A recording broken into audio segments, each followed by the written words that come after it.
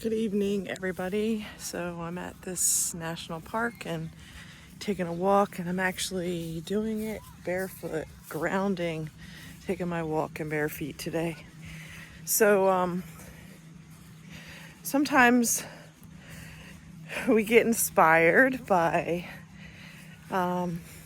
just the moment, I was coming out of a store earlier this morning, and I noticed someone doing some work in their vehicle, in their truck, on the parking lot where I was coming out of the store. And because I did part of my van build in that fashion of doing work on the street and doing work in Home Depot parking lots, etc., because a lot of times you have to get something, try it out, see if it works, and then you want to just return it.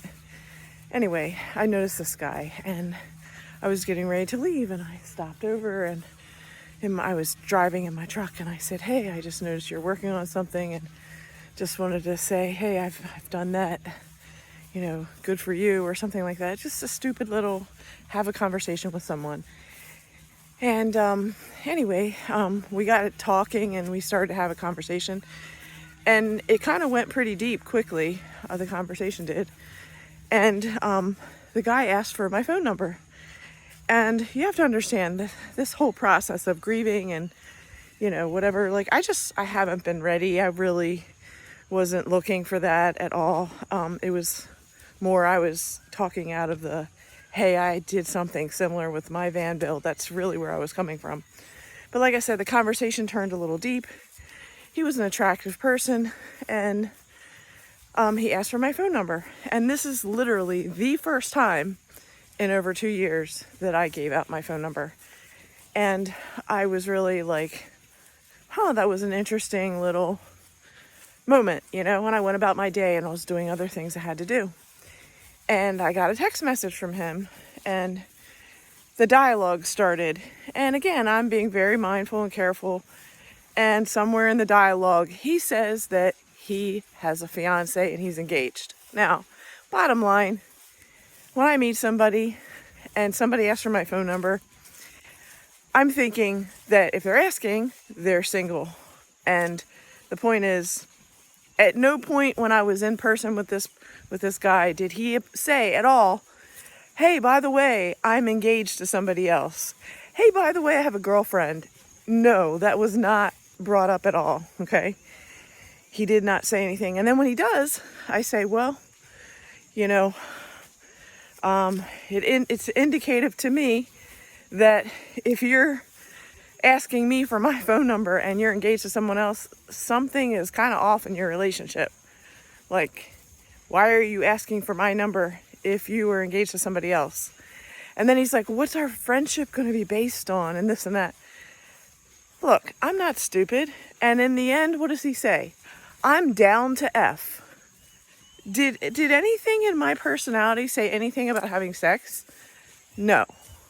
But the point is, this is the kind of people that are out there. They're engaged to someone that they, quote, supposedly are in a love relationship with. But they are going to give out their phone number. They're going to ask for other girls' phone numbers while they're in an engaged relationship. And they're going to say, hey, I'm down to have sex with you. Really? Seriously, the world is really, it's gone down in the pit. That's what it is. So anyway, what am I getting at? I'm getting at that sometimes what appears as something inspiring and hopeful turns very quickly to, you know what, that guy is only interested in one thing. And you know what? I feel sorry for his fiance. That's who I feel sorry for in this dynamic, because I don't know who she is. I don't know what her story is, but she's believing that her man is all into her.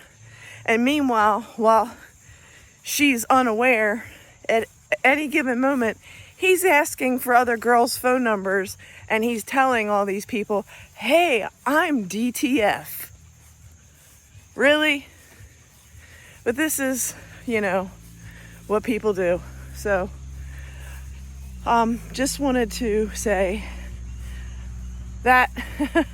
And I hope you enjoy your Shabbat, Shalom Shabbat, sunset to sunset. And I hope that whatever you are working with, that you actually find out very quickly who people are so that you don't waste your time. All right, have a good night, everybody.